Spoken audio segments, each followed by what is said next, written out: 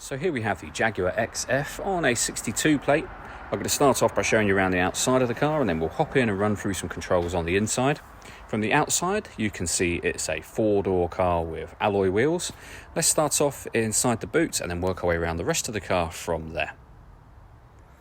As we approach the back of the car, you can see we have reversing sensors and plenty of boot space as well. Okay, so we're just going to work our way back round to the front of the car, and then we'll hop in and run through some controls on the inside.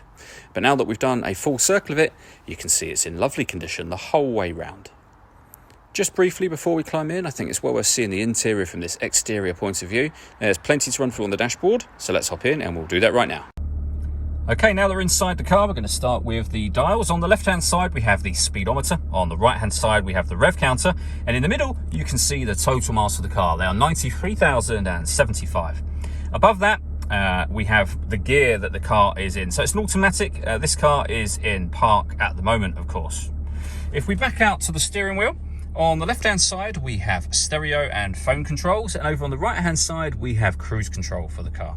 In the center is where you'll find the main touchscreen. So this is where you can access your audio, satellite navigation, and climate control. So for example, if we start with the satellite navigation, you can see that once we've agreed that, we have a nice clear color display that opens up. Really easy system to use. We can go back a step from up in that top left-hand corner just there, and it will take us back to the main menu where you can access your audio menu, which is of course where you can listen to your radio. We have DAB radio, as you can see just there. We have AM and FM as well, and you can listen to your own music via the My Music section just here if you wish to do that.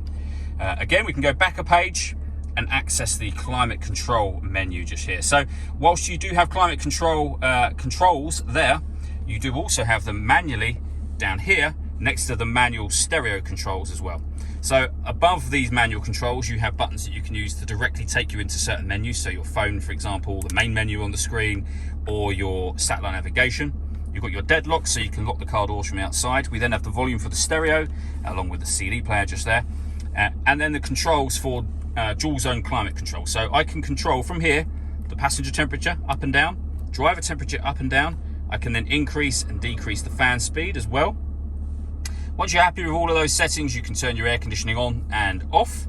You can also recirculate the air that's in the car from down here, which is a great way of heating the car up or cooling it down quickly depending on the temperatures that you've set.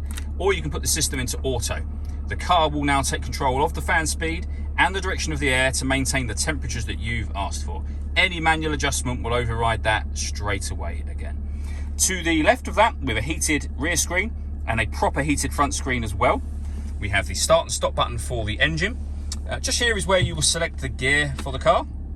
So reverse, neutral, drive, and then you've got sport over on the far hand side as well, and of course park over on the far left. You can put the vehicle into ice or snow mode. You can turn the traction control off from here. You can put it into a sportier mode as well, and we have the electronic handbrake just there as well, and then a 12-volt charging socket along with some storage and a couple of cup holders as well. All that leaves me to say is thank you for taking the time to watch this video. If you'd like to come and see the car in person and have a test drive, please feel free to give us a call here at West Horsley Motors. We'd love to hear from you soon.